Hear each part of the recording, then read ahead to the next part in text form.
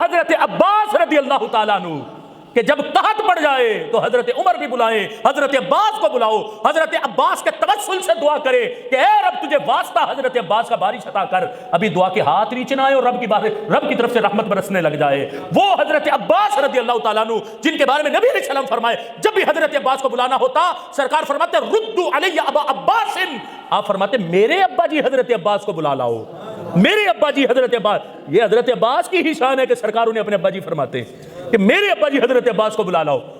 وہ حضرت عباس رضی اللہ تعالیٰ عنہ، آپ حضرت معاویہ رضی اللہ تعالیٰ عنہ کے بارے میں فرماتے ہیں انہو فقیہ، معاویہ عام بندے نہیں، معاویہ تو درجہ فقاہت پر اللہ نے انہیں فائز فرما دیا۔